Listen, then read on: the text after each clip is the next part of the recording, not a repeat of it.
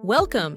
You are listening to the CRM Success Show, where you will hear from CRM executives who have overseen some of the most interesting and complex CRM implementations. Your hosts, David Mosry and Kiro Whitey, will be bringing you real stories, real insight. Follow along on social media for updates on new episode releases, exclusive content, and much more. Enjoy the show, and thanks for listening. Welcome to the CRM Success Show, where we deep dive into CRM success and failure with delivering real stories with real impact. I'm Dave Mastry. And I'm Kiro Whitey. And today we're talking with Jon Beller, Senior VP of Enterprise Data and Salesforce. So welcome, Jon. Glad to be here. It's good to have you here, Jon. Thanks for taking the time. We appreciate it. So we'd like to start nice and easy with our podcast. Tell our listeners a little bit about yourself, your career kind of a high level, and how you got into Salesforce and some of the stuff that's been keeping you busy over the recent years. For sure. First, grateful to be here. Really enjoy the podcast, and just really a kudo. I think, as I've listened to the podcast episodes, there's some really valuable information. So this is kind of an encouragement to anyone listening to this that you should look back through episodes, because some people have made some great things,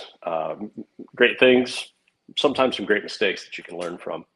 So I really appreciate that. Appreciate the effort to put this together. Absolutely. Thank you. So I really describe myself as someone who has lived quite a while on the technology side, but the same amount of time on the process side. And what I mean by process is, the ability to understand how business operates, how they make money, what are the basic components of workflow, and then from a technology side,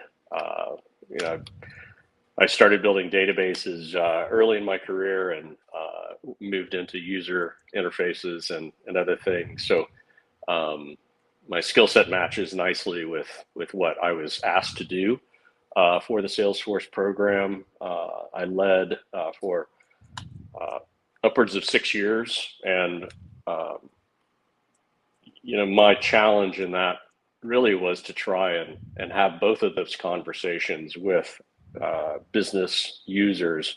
And still to this day, it's a struggle because sometimes the process side of the house just gets lost, and sometimes people see platform as the answer when it's actually how you implement the platform is more of the answer. And I think we'll have some good conversation today, about that. Fantastic. So where did you get your first taste of Salesforce? Was it back at Genpact, or prior to that at McKesson, or? It was prior to that at McKesson. McKesson was an early adopter of Salesforce. And I didn't work, too close with the platform, but I knew the woman who was in charge of it, and we would have some conversations. Prior to McKesson, I actually led a Siebel implementation, okay, which was painful. And that was a very long time ago. That was pre-2008. But that was my first exposure to it. Good. And I still think McKesson have one of the largest Salesforce instances in the healthcare space, from what I've heard, and obviously have a big presence local to both of us in Dallas as well. Mm-hmm. So from McKesson, you find yourself at Genpact, working on a lot of RPA type stuff, continuing this kind of Lean Six Sigma, experience, which we're going to cover a little bit more detail later on in the show. But do you want to just give us a quick highlight reel of Genpact before we talk about where you really kind of got the taste of Salesforce? Yeah. Genpact was definitely a process-focused role. I was in the role of a master black belt, so I had black belts that reported to me, and then we had a pretty robust green belt program where we would train our mid-level managers and senior managers on the basics of process. So it might be something as simple as, how do you build a process map, or how do you identify waste in a process, lean it out, if you will. During that work, one of the frequent challenges was data that was trapped in a vendor platform or a vendor, system. And because Genpact does a lot of BPO work, that was not something that we had great access to. But if you look at the mortgage process itself, there's a ton of time spent in processing, and generally processors capture all of the information about, the cycle time and the issues. They capture that in notes, free form. And so the challenge that really rose up at Genpact was, how do we leverage that data? And that just naturally led to an RPA solution. And based on the success we had with RPA on the mortgage side of the house, I moved into the digital side of the house with Genpact, which was ML, NLP, NLG. We didn't even talk about AI at that time. It just didn't make sense. And then from Genpact, moved to First United, where I lead the Salesforce program. Great. And First United, obviously, we know them as the bank, but again, just to clarify for listeners, high level, I believe 100th largest bank in the US, around there, about 15, 16 billion in assets. They're a large Oklahoma, Texas community bank. Fair to say, one of the go-tos. Yeah, absolutely. Kind of functioning like a network of community banks at this point, with kind of 6 central communities that the bank serves. So yeah. Awesome. Good. So we want to talk a little bit about partner selection. Yeah. Before we do, I guess in that 9-year period of time at First United, and going back to your experiences with partners, but let's focus a little bit on First United. What was the landscape like in terms of, is this a business that have always done it this way and leveraged partners? Is this a more recent thing as they've expanded and they just haven't had the internal resources? Set the scene a little bit in terms of the partner atmosphere and kind of what that looked like. Yeah.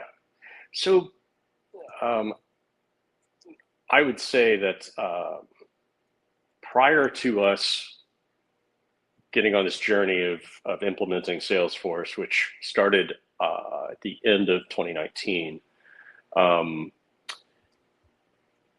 the only partners that were brought in prior to that were really around the banking core. We outsourced a lot of like the digital banking experience that was really managed and hosted even by a partner. And there wasn't a ton of technical demand from the business. The real growth engine of First United is the lending arm of the bank. That is very much locally managed. The mantra is fast decisions, fast local decisions. And so technology sometimes just doesn't mesh with that. And so there really wasn't a need to go seek out that expertise, because the expertise lived, within the lender themselves. They had the relationships, the knowledge of the guidelines and credit decisions that were going to be made. When we got to that point of saying we're going to do Salesforce as an organization, partner selection really hadn't been done. And so, when we first talked about this topic for the podcast, I kind of looked back and thought, wow, we've made some good mistakes and we've had some good success. So I think there's a lot of things to consider in a vendor partner selection process, and I almost slipped and said vendor instead of partner. The definition of those two is also it's critical to define it and really establish what you want out of the relationship. How do you define that then? How do you define that, John? Yeah, a partner has skin in the game. A partner is going to be willing to take some risk with you. A vendor is someone you pay something for. It's transactional. A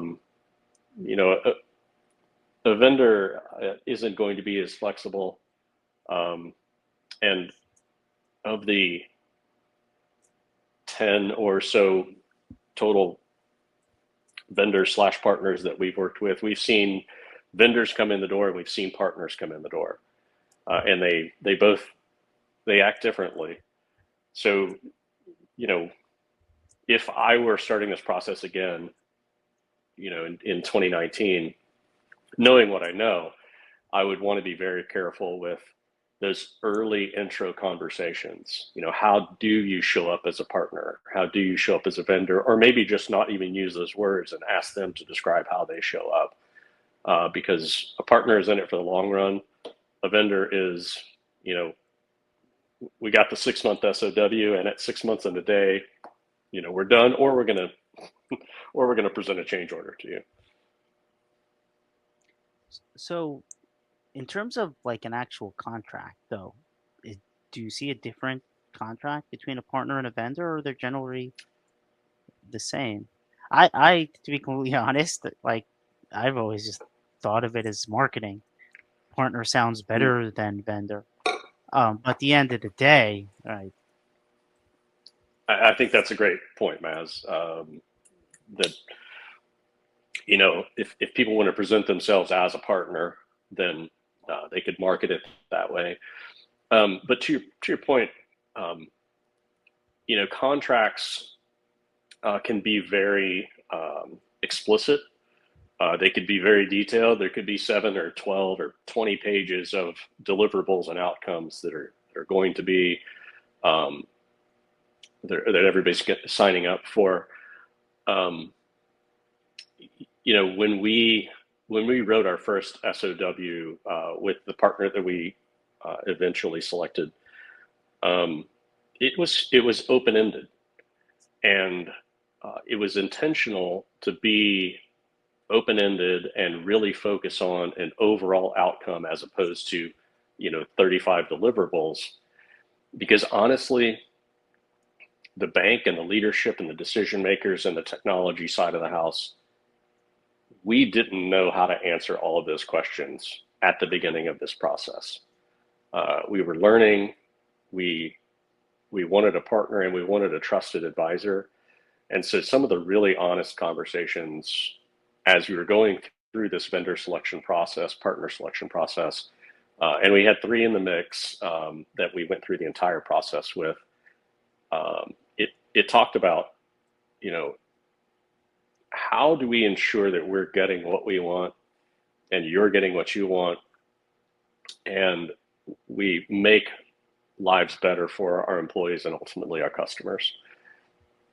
And because we didn't have the answers at the beginning, we didn't know everything we needed to know, that first contract or SOW needed to be written in a way that gave us some flexibility to say, we think this is what we want and we think this is how we're going to go about getting it and delivering it. But we may need to adjust course, in 6 months or 9 months. And so the contract is written in that way. Other contracts that have been presented,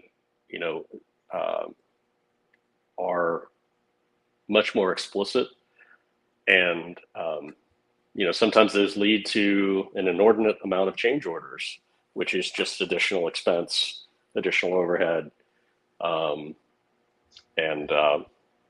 it doesn't necessarily allow the holistic program to move forward in the way that you want it to.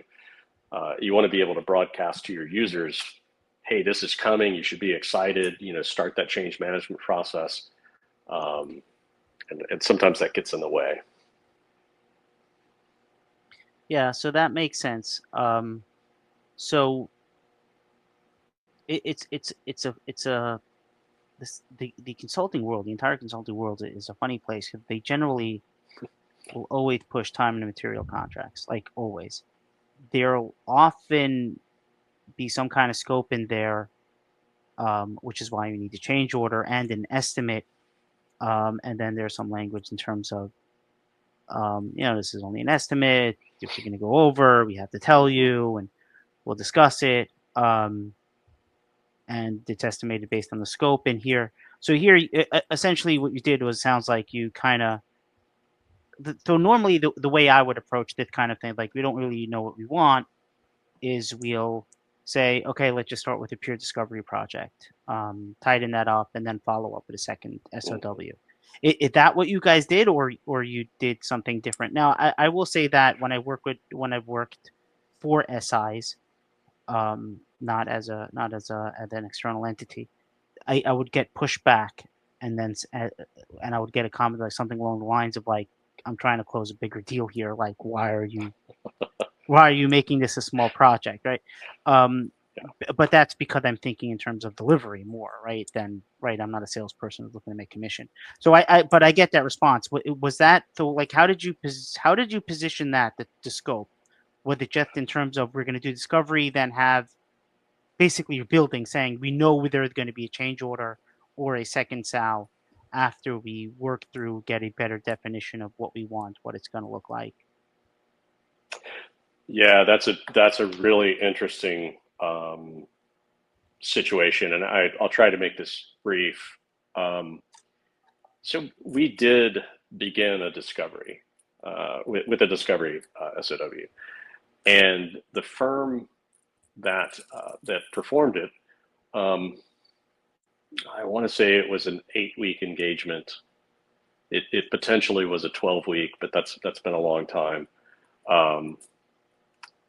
They came in, did a discovery and really put together some good recommendations on where they thought we should start, what we should focus on, what does a phase 1, 2, 3 look like, and I think generally we were pretty happy with that. The odd thing is when we got into the vendor selection process, this vendor just didn't show up well. And I'm not sure if they had some changes within leadership or whatnot. Again, at the time, this is 6 or 7 years ago. Ultimately, they ended up not winning the bid for the phase 1 SOW.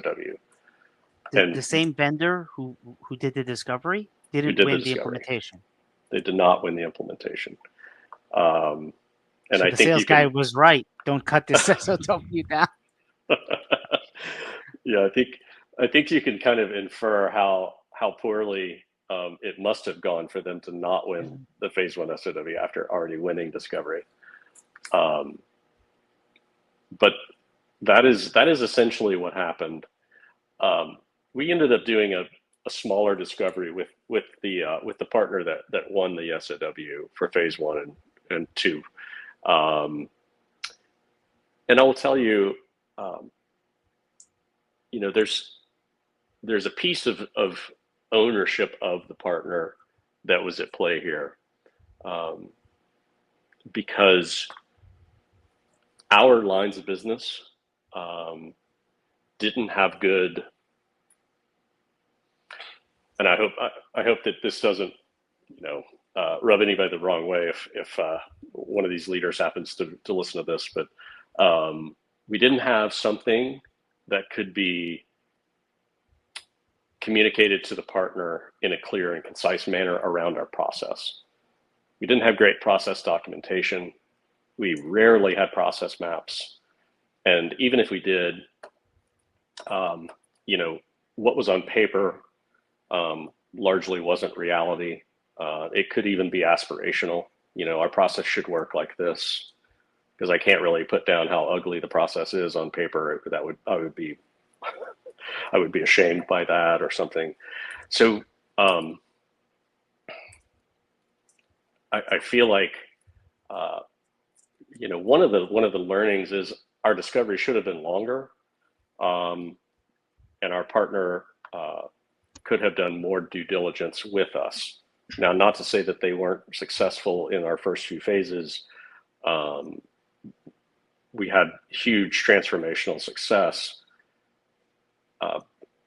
but we burned a lot of hours, and as a leadership team, we changed our mind a number of times with regard to how we needed to do something, because our process muscle just was not there.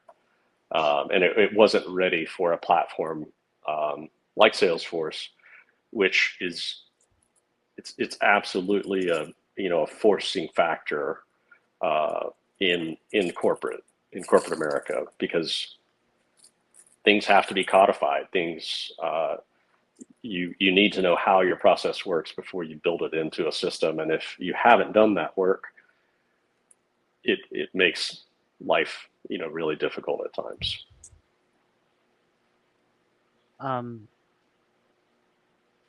right, I want to take it. I get so many questions on this. It's a shame. But I really want to go back to the partner selection process. Yeah, sure. So let's just take a step back. So you picked a partner for discovery. Then they didn't do any of that build, but they did discovery well. I mean, that's an interesting thing. So how did you go about, let's say, picking the partner for discovery? How did you find them, let's say, and what was the selection process? And then this is now not even 2 months later, you're going through another partner selection process. And then how did you do that, let's say? And Yeah.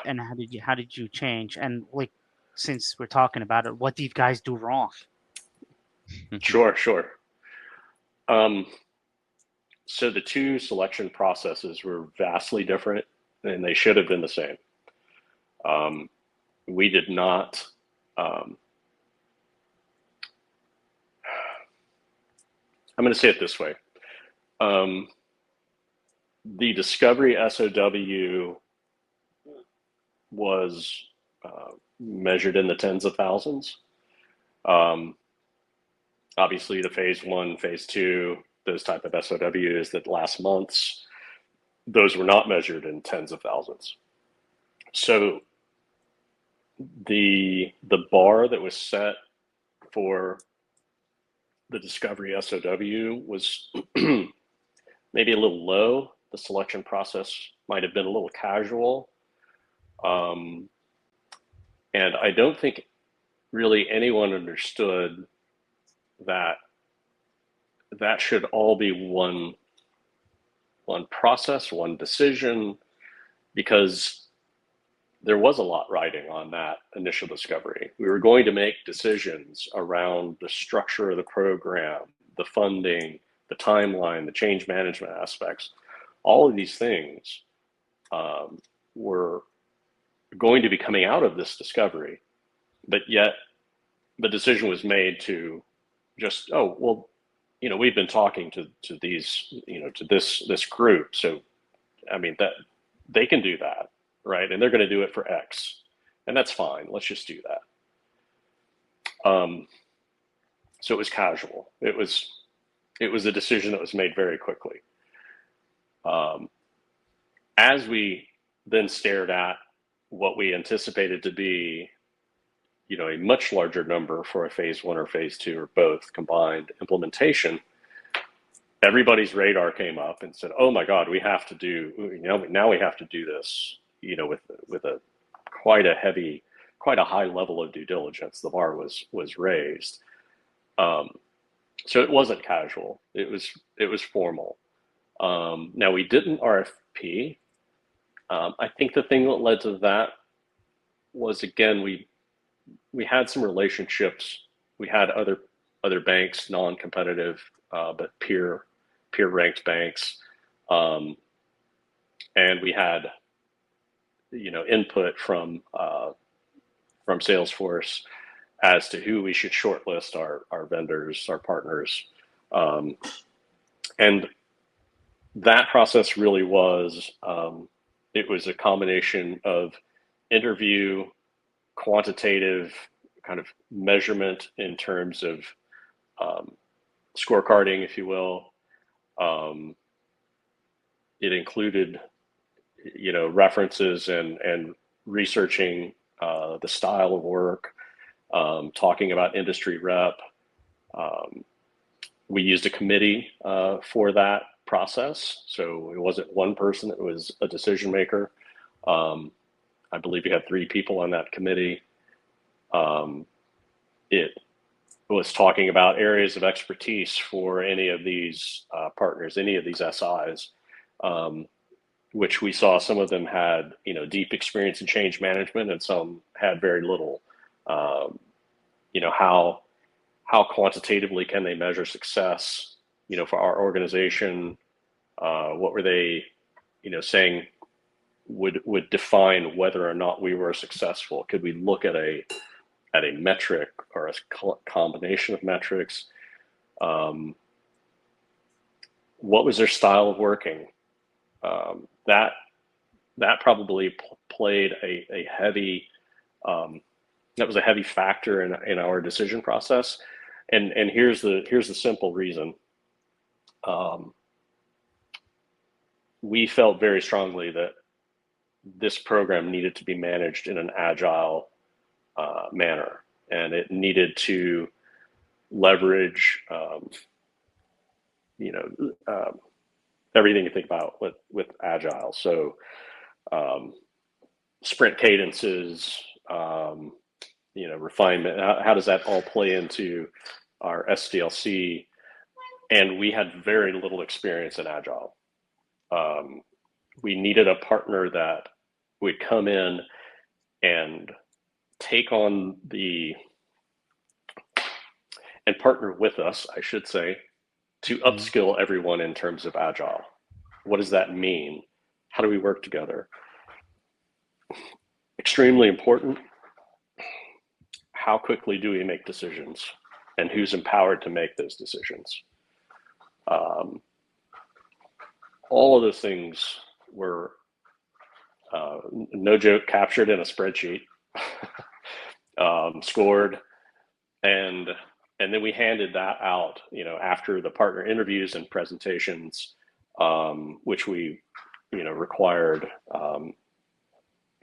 Everyone scored, and really it was a pretty eye-opening process.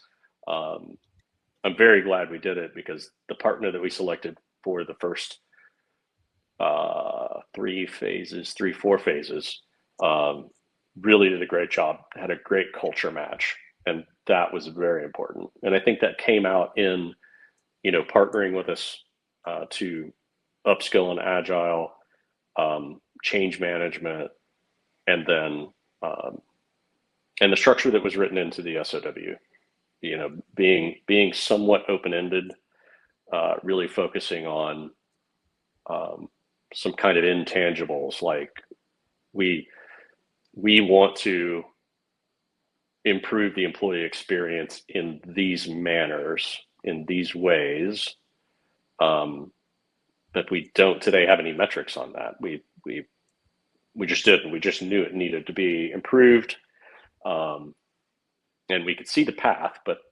proving that in a quantitative measure was we were going to get in over our skis at that point if that's what was going to be required. So it was 2 very different approaches, and I think that's a big learning lesson that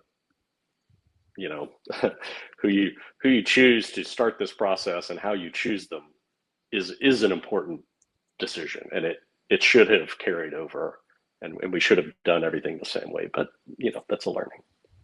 It sounded like it was still a positive outcome though, despite going with a different partner versus discovery versus to implementation. So in your scenario, it was for the best. It sounds like. Would you agree?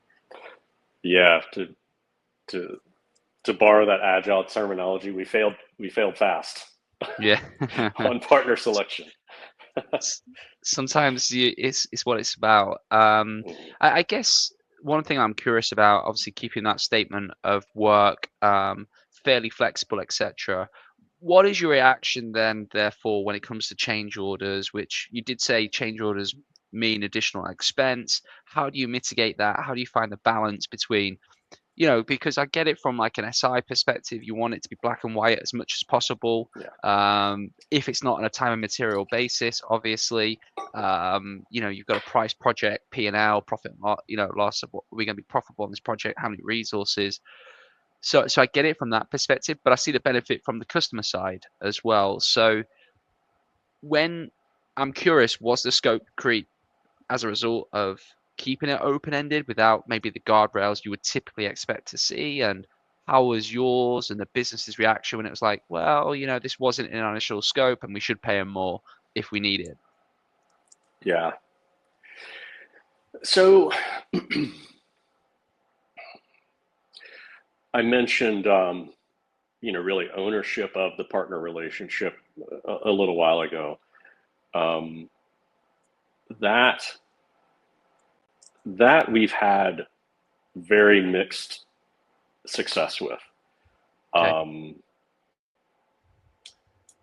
That absolutely can complicate and maybe obfuscate the change order process. And here's just an example. Partners that had good transparency, a solid relationship built on mutual success, not just success of closing the project, allowed us the opportunity to have conversations early. And in a few of the engagements that we've had over the past few years, what I see when the transparency isn't there and when the relationship isn't there, when the partner isn't well managed, is you get to the 11th hour and the partner says, well, we've already burned all these hours doing X or Y, and what you're asking for is going to require 20% more hours and these types of skills and resources. And that's been unfortunate for us, because there was an element of oversight that was missing from the relationship. There was an element of who's the clear decision maker. I've seen specific engagements here where the SA on the vendor side or the partner side was making the majority of decisions, and the business, this is going to be harsh, but because the business had never managed a partner of that scale or a contract of that size before, that specific leader was not equipped to understand the importance of being the decision maker and asking to be informed or being skilled up, or just asking for that trusted advisor to speak to about the importance of X decision or Y decision. I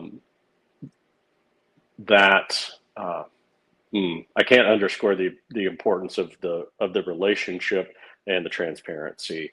Yeah. Now,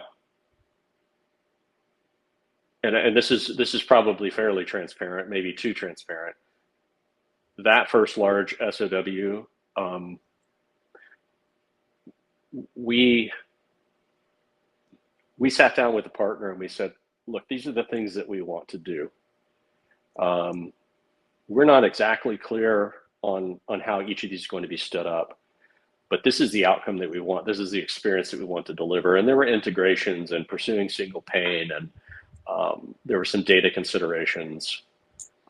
And they came to the table and said, we feel fairly confident that if we size this at this many hours, you're going to have 60 to 70% of those hours fully accounted for, and then you're going to have some portion that are in the SOW that will be budgeted, but we're not exactly sure, how we're going to use them, but we know there's going to be overage. And everybody was fairly comfortable with that. And, I'm sure there, some people will look at a contract like that and say, oh my God, there's so much risk. And you don't know what you're signing up for. Mm-hmm. But the relationship was what made that plausible and something that and palatable to the organization, because at my level I had a counterpart at the SI at one layer above me, which was the COO. There was a counterpart at the partner that they could talk to, and those lines of conversation remained consistent, and they were regular. And that goes back to that ownership of the relationship piece. Who within your organization owns that relationship? Who is your point of contact at the partner? If things don't, if things aren't going as smoothly as you want them to be, and that's unfortunately that's been a breakdown on our side, is not being clear or not putting someone who's had any experience at that with that role in that seat and expecting everything to go hunky dory, and it just won't. Yeah. Okay, so you're saying they budgeted essentially 20% buffer, at least explicitly, which means it was probably a lot more, honestly. So, and they still went over. You're saying they still went over budget. Now, in phase one, oh boy, let me see if I can remember these numbers. Well, the question I have is that this was also the company's first Agile project. And Agile, needless to say, or obviously, is more prone to overages because it's, because it's Agile. The scope is Agile, right? You add, you remove, and for whatever reason, the adds tend to be a lot more than the removes, right? So, though, would you not view that? Like, I would think that that's where you would point the finger at. I was like, yeah, we renewed Agile. Was that not more of a driving factor than just kind of a relationship thing? It was, and to be very specific with regard to Agile, what we did not understand and really embrace was the speed of decision making that needed to happen. I will say an early mistake that we made was having two people own the partner relationship. And we quickly understood that needed to be one. Right.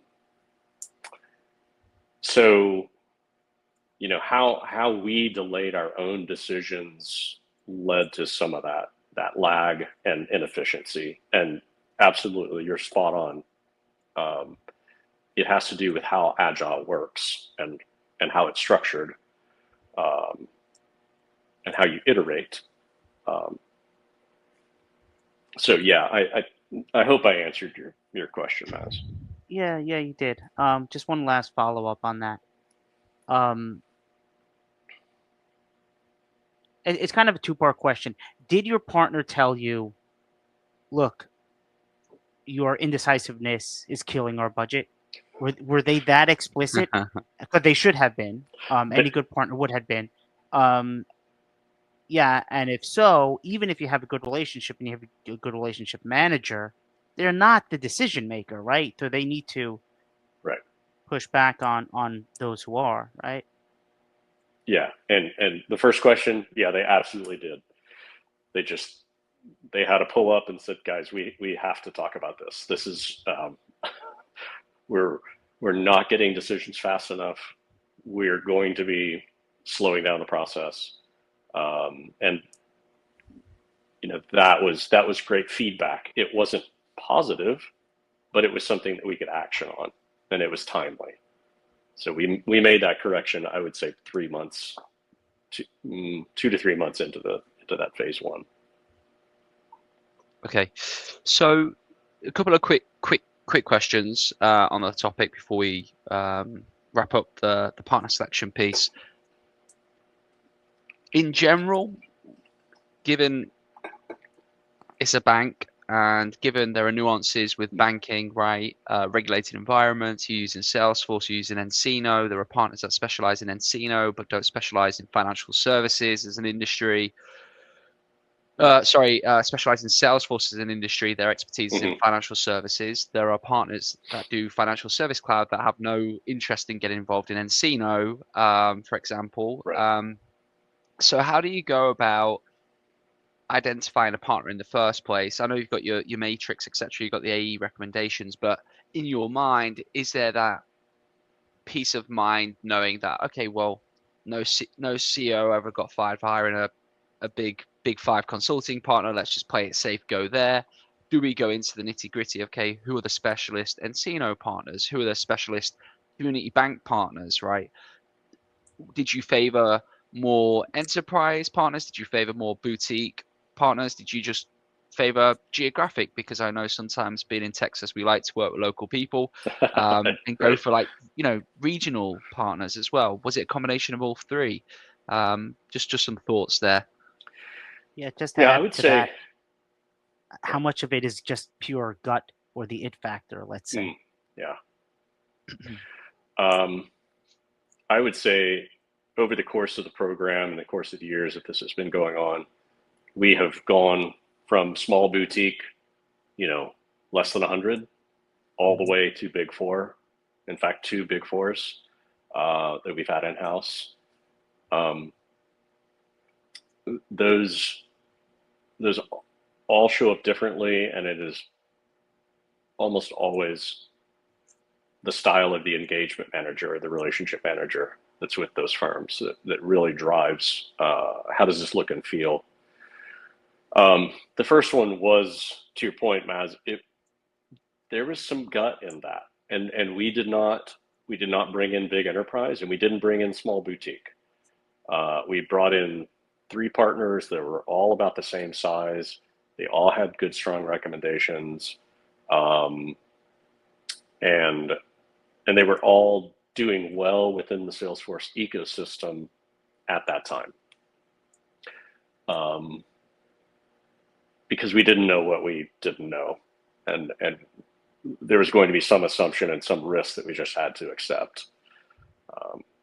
When we first started that process. Mm-hmm. Okay. If again, we like to ask this question: if you had to do it all again, would you lean one way or the other? Would you perhaps stick to the big names, or would you go for more of those kind of 50 to 100 sized SIs who maybe have a bit of a track record in the industry? Would you look at those that maybe know how to integrate all the different clouds and have done it well, or maybe, to throw a spanner in the works, aren't Salesforce specific, just a good general consulting shop who recognize how different systems and CRMs and ERPs all kind of interact together? Right. I would say it's important to match the partner with the business in terms of size and maturity. I don't think an organization our size should be first and foremost going to a big four enterprise SI or a GSI. The people who make up those companies, right? Because companies don't talk; it's people who talk. So those people need to be able to sit across the table from each other and have real conversation. So I think it's very important to match the way of working between the client and the SI. So if I was at an organization that had 100,000 people, and tens of thousands of licenses, then we should be going to a big enterprise GSI. If I'm at a client that has less than 300 people, then I should in no means be looking at something big. I should be looking at something that's smaller, more my size, but still has the capabilities. I think we've made some mistakes in that space. The other thing I would say, just kind of doing a retro would be how prepared are we for what the partner needs? Having those conversations early on. What is a good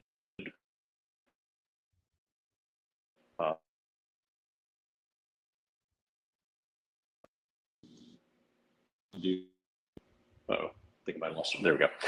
How do you be prepared to come to the table with your requirements as opposed to, and I think I'm borrowing this from a prior podcast, but the partner shouldn't be pulling requirements from you. You should be coming to the table with your requirements.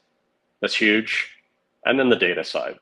The data side, you cannot underestimate the amount of effort and amount that hinges on your data, whether or not it is, dirty data or missing fields or, a lack of integration or even a lack of integration capabilities.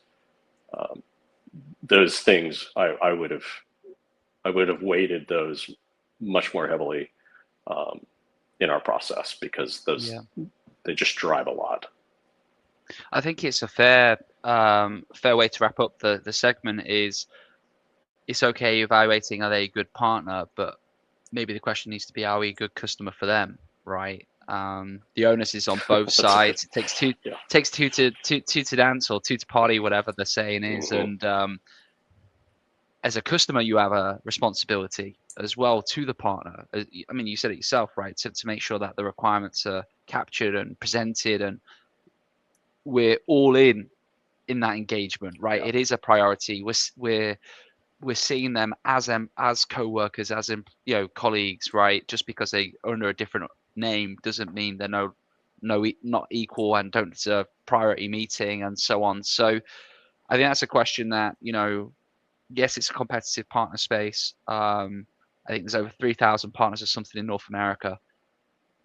But there's also 70, 80,000 customers as well, right? So are we, whoever, a good customer for that partner is another interesting question to ask. And maybe a topic for another podcast. But Maz, you wanna chip in on that before we switch? Yeah. If you're an SI, you need to have a strong data team. Ahem. That's all. There you go. So key is data. Jon, we touched on it at the introduction when you were sharing a bit more about your background, coming from the healthcare industry, working with Genpact, getting exposure to different environments, different industries. But it was the healthcare. Correct me if I'm wrong, but I believe it was the healthcare industry where you started to get certified in Lean Six Sigma. Right. Yeah. And for those who maybe were listening earlier, we're not talking about karate or taekwondo when we're talking about green belt, black belt, etc. So we just want a couple of questions on the notion of Lean Six Sigma. What I was surprised about when I was prepping for this podcast is how long Lean has been. There were so many things I didn't know, like how Lean and Six Sigma were two separate things. Lean started out, I think, in Japan or something in the 50s, and then Six Sigma came later on in America in the 80s. And I was from my notes here. It's not from memory, but Lean was developed in Toyota, the car company, the manufacturer, and Six Sigma was created by an engineer at Motorola. And then they merged in the early 2000s to become Lean Six Sigma as we know it today. So tell us a little bit about, in your words, what does Lean Six Sigma mean to a transformation leader like yourself? What does it mean to companies as well? Yeah, so you're absolutely right. So Lean started in Japan, and Sakichi Toyota, I think, is I know the last name is Toyota. I think the first name is Sakichi. I should know this. I used to teach the material, but he came upon this idea in a fabric manufacturing process where you had multiple looms, and he really analyzed the process and wanted to figure out, how do I get rid of waste in this process? Waiting time, non-productive time, idle time, whatever you want to call it. So lean is observable. It is sometimes dealing with physical movement of goods, but it is about removing waste. And waste comes in many forms. There's an acronym. It's actually Tim Woods. So each one of those is a type of waste. And it is generally thought of as a groupthink activity. So if you're going to work in a lean process or a lean workshop, you're going to get a group of people together and you're going to talk about things and you're going to look at things. And you may even go out on the floor and observe things such as physical movement. That's lean. Mm-hmm. Six Sigma was developed in Motorola. Six Sigma is a data-driven, evidence-based approach to reduce defects. So things that are wrong in your process, things that are erroring out, transactions that don't complete. It is generally thought of as you have an expert in Six Sigma who will gather a lot of data, and then they'll go in the back room and they'll crunch a bunch of data, and then they'll come out with this, advice on how the process needs to be adapted in order to minimize defects. Six Sigma is a reference to how clean or defect-free the process is. And to achieve a Six Sigma process, you can only have no more than 3.2 defects per million opportunities. So it's a highly transactional. Now, as you look back over the last 20 years of business and engaging with Lean or Six Sigma, there are many more opportunities for Lean, and Lean is much more approachable for business leaders and decision makers. It is a shorter time frame. You can get people into a room and make things happen fairly quickly. You leverage, the brain power of multiple individuals. Everybody feels good about it. Mm-hmm. Six Sigma sometimes doesn't work in certain industries. In the financial sector, that was not something that was evident in the 80s and 90s. And so when you really got into the 2000s, you had higher transactional volumes. That was where Six Sigma actually started to gain some foothold in financial services. But it takes longer, and you have to pay people, who are certified, and there's just the barrier to entry and the use cases are more limited. Six Sigma has gone down in favor. I think that's led to really us talking about Lean Six Sigma, because you bring the two together. As I looked at, how to work with process and bringing that into Salesforce, my real push was let's get into a room. Let's use a lean approach. Let's workshop some of these things, because the requirements that we provide to our SI or to our partner, they don't need to be how the process works today. In that instance, we are copy and pasting whatever process we have into a new system. And guess what? Changing that system and changing that process will require even more investment. So we should be coming to the table with A, significant process knowledge, but B, where we want to take it. And so that, a little bit of history around Lean and Six Sigma, what's the difference? But then in the context of this, this show, what do you even do with that? How do I apply that to a Salesforce project or an implementation? So it's fair to say it's somewhat of a philosophy. It's a state of mind. It's its own teaching. There are different levels of Six Sigma, as we talked about earlier. Oh, right. Yeah. But, it maybe doesn't get talked about in the same fashion as change management, user adoption, training, etc. And there is still a lot of discussion in businesses around tech debt.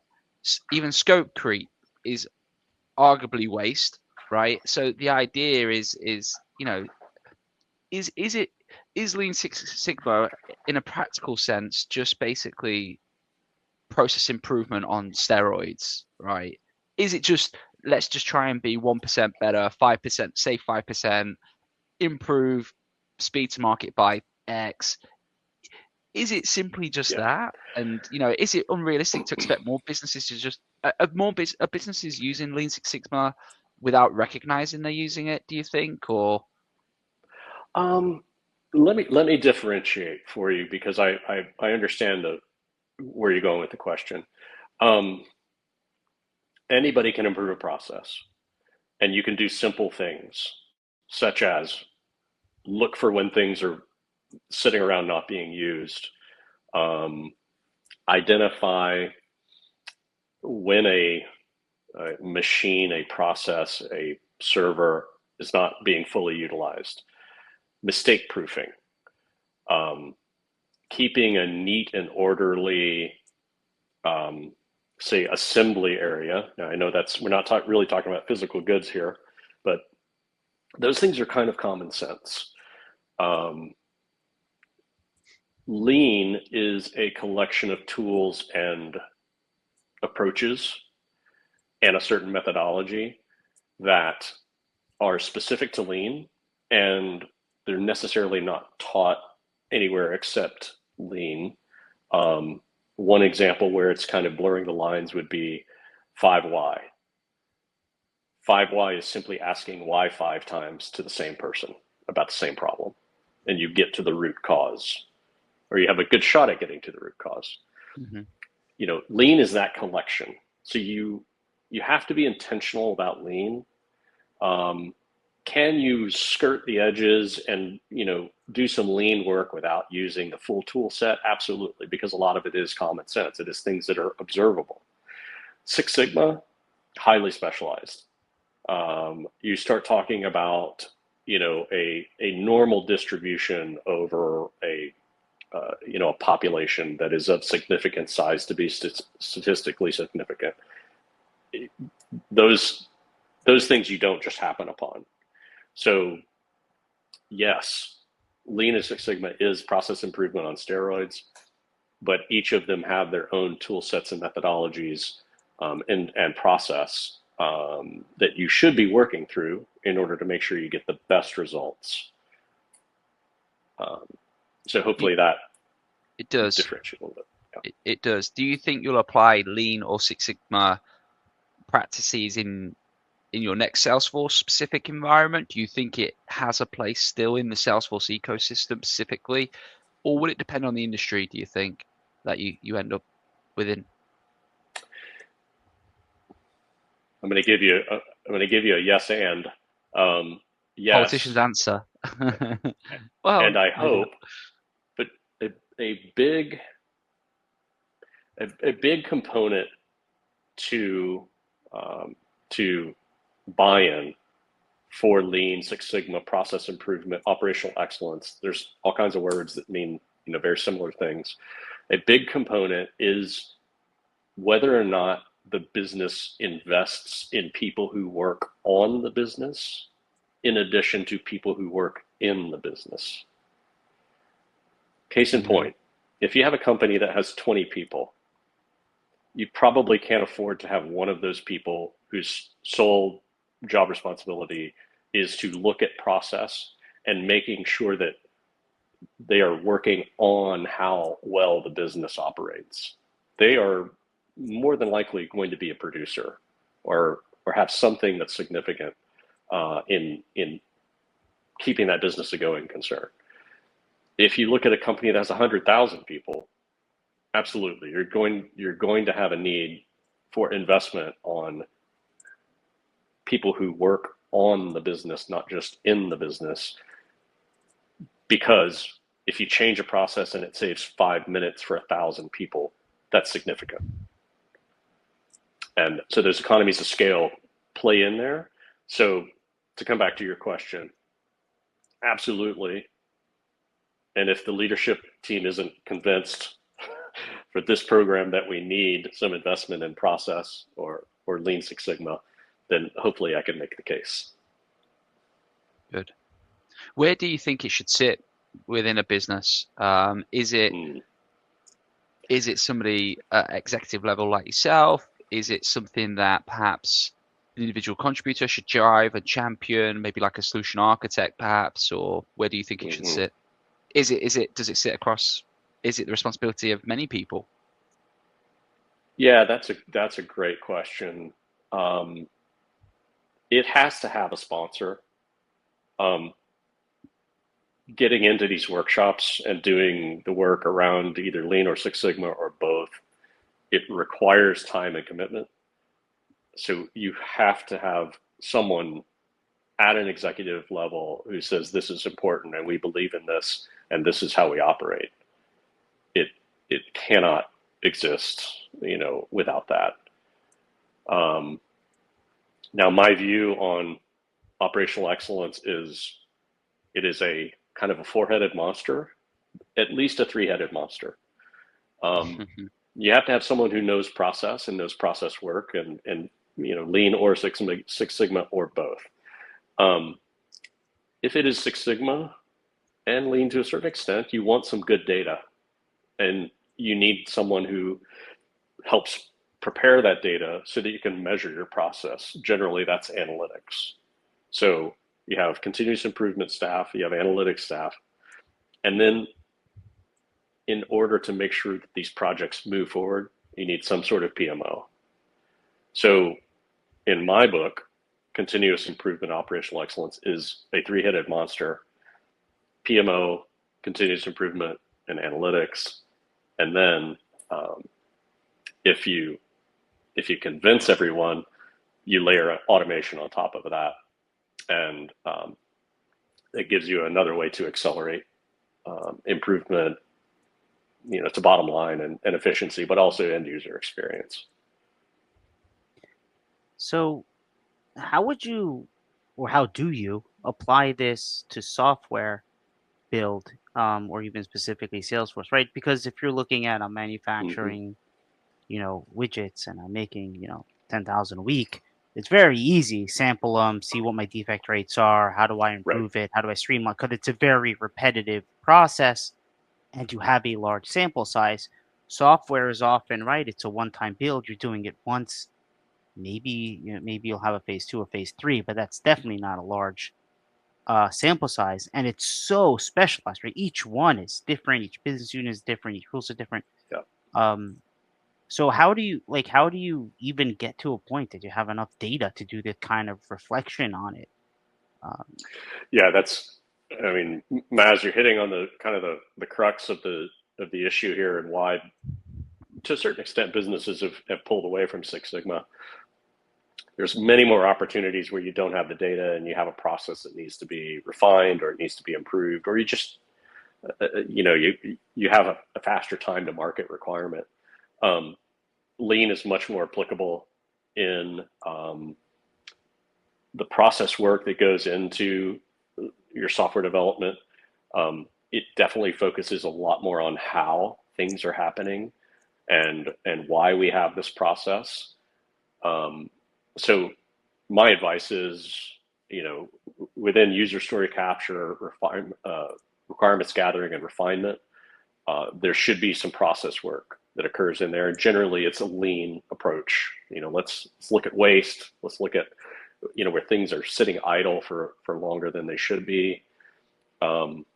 With regard to processes that move onto a platform, with regard to the SDLC itself, a lean approach is also a good candidate for how that can be improved. Simple things such as user stories moving through your SDLC left to right. Do you have timing? Do you have stage measurement, duration stage management measurement? Can you see where things are taking longer than you think they should?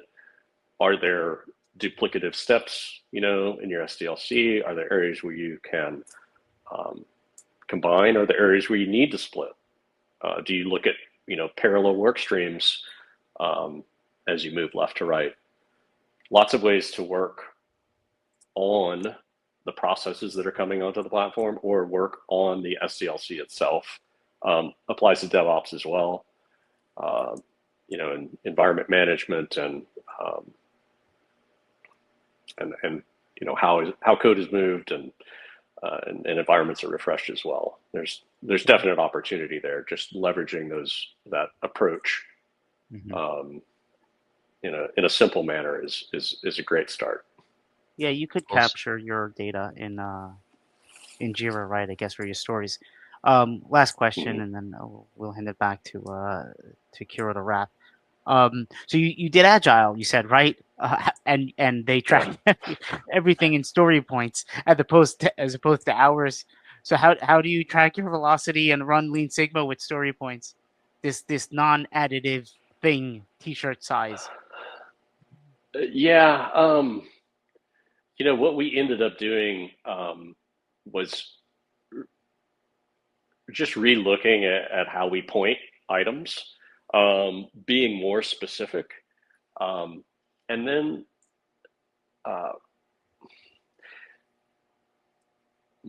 let's see, how do I put this? Being cognizant of all the work that goes into a given story. I've talked to some individuals who have a very narrow view of what a story point is and what can count towards that point, and then others who have a much more holistic approach. All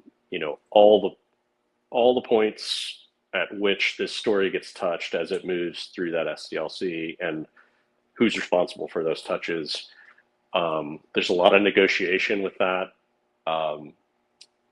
You just have to get to a healthy balance of measurement and awareness without it being, burdensome oversight and, weaponized data.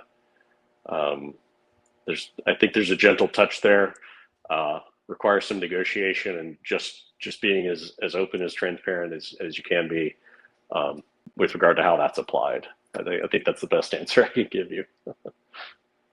Nice. All right. Well, Jon, very, very interesting session.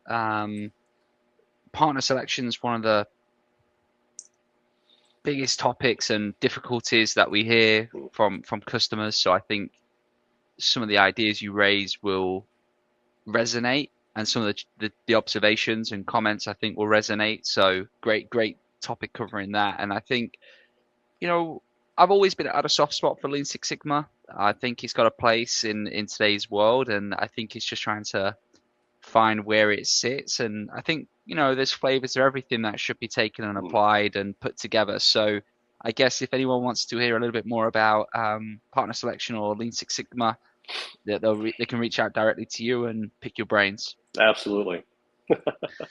Awesome. All right. Well, thanks, Jon, for your time. For our listeners, please do not forget to subscribe to the CRM Success Show for more episodes featuring phenomenal leaders in the Salesforce space like Jon. And we'll speak to you soon.